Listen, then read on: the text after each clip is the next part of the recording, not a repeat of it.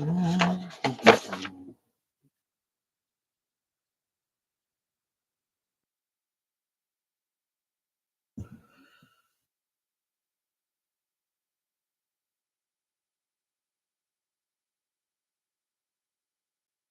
we've talked a bit about spring tonight, since tomorrow's the first day of spring, and certainly already feels like summer at times out there, but that seems to happen more with every passing year. So seems like winter gets shorter and summer gets longer around here. It's also wanted to note, looks like, spring and fall is kind of our big change seasons, where winter and summer are a little bit different. They're just kind of a little bit of a transition, where in the spring we see this rebirth and this resurgence of everything, and then in fall we see everything sort of die away. And I thought there was maybe three lessons we could look at tonight as we encounter another change in seasons. And first of all, when we see this happen, we should be reminded of God's creations that surround us. In Psalm 74:16 and 17, it says, "The day is yours, the night is also yours. You have prepared the light and the sun. You have set all the borders of the earth. You have made summer and winter."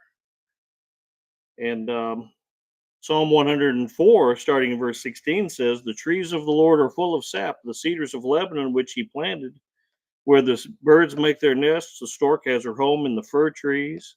The high hills are for the wild goats, the cliffs are a refuge for the rock badgers. He appointed the moon for seasons, the sun knows it's going down." It seems like today a lot of things that happen or get built or get created are the bare minimum. A lot of companies will just put what they have to get by in. You see another fast food restaurant goes up, it's just a little square. There's no personality to it anymore. It's just the bare minimum. But when God created all of this, you can tell there was a very deep level of planning here.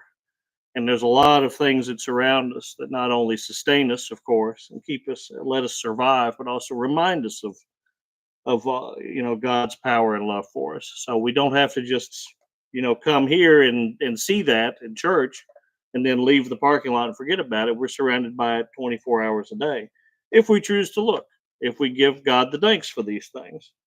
And some people, of course, just go blindly through this life, and it's just another day. We should also be reminded when the seasons change that we need to take care of certain tasks. A lot of people talk about spring cleaning. That's the time after winter to start clear off the cobwebs and change the fans back around to blow down, and change the smoke detector batteries. Different things like that. But also animals know when the seasons change. They just know by instinct. Of course, we see animals come back, and we see my birds migrating, of course, back to wherever they're going or maybe coming here. I see this scene a lot, especially when I'm out driving my car out of the car wash, and they hunt me down and find me. It seems like, and I guess that happens to everybody. And even these guys, they come back out of hibernation. They know it's time for them to start, poking back up, and you start seeing the groundhogs around again. And Jeremiah 8:7, it says, "Even the stork in the heavens knows her appointed times, and the turtle dove, the swift, and the swallow observe the time of their coming. But my people do not know the judgment of the Lord."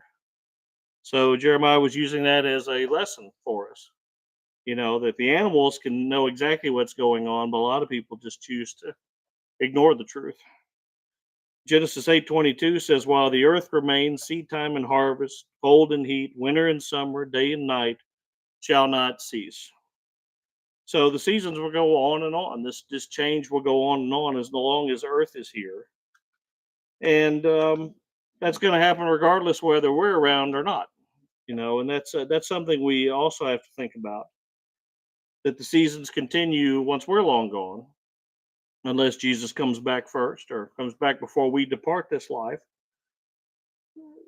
Everything is going to go on just like it always has, without us in it. And I think that's something that should comfort us in one aspect. And it's also something that we should prepare for. In Psalm 90, verses 10 through 12, it says, "The days of our lives are 70 years, and if by reason of strength they are 80 years, yet their boast is only labor and sorrow. For soon It is cut off, and we fly away. Who knows the power of your anger? For as the fear of you, so is your wrath. So teach us to number our days, that we may gain a heart of wisdom. And there's definitely a wisdom in numbering our days and understanding that this is not, we just don't have this infinite time here. I think when we're younger, we don't really think about stuff like that. But as you get older, you do think about it. Proverbs 27:1 says, "Do not boast about tomorrow, for you do not know what a day may bring forth." And we certainly don't. So we should sort of prepare for our departure and be reminded to do so. The government does this. They have this thing called the designated survivor, where if there's a big group of government people together, there's one person off somewhere else that will take over if something happens to all those people in that group. And there was a little controversy during the inauguration. I don't know if you heard about that, but they didn't pick a designated survivor for that. Everybody was in the same place, and that's a pretty rare. That's a pretty rare thing for that to happen, and that's happened a couple of times. But for the most part, even our government prepares for what could happen. In our own lives, we have to be very careful that we don't. We don't own the knowledge. If I'm the only one in my house that knows how to pay the bills, and I get sick and I can't pay the bills, and you don't know the passwords, and what's going to happen to the people who have to deal with these issues. And I've been there. I went through that with my parents, where when my mother got sick, my father didn't know how to do any of that stuff, and she had done it all for years, and so we had to just piece through like a puzzle, trying to figure out, how do we pay the electric bill? How do we keep the lights on? How do we pay the water bill? So there's certain things that we may know that someone else may not know, and that's something we need to sort of prepare for. Maybe make a folder, or at least some notes somewhere. So if something unexpected happened, things could keep going on. And we need to have those conversations, even if they're difficult. And they are difficult conversations. Children don't want to discuss that their parents may not, will one day not be here, and parents don't want to burden their children with the fact that they might have to take these things over.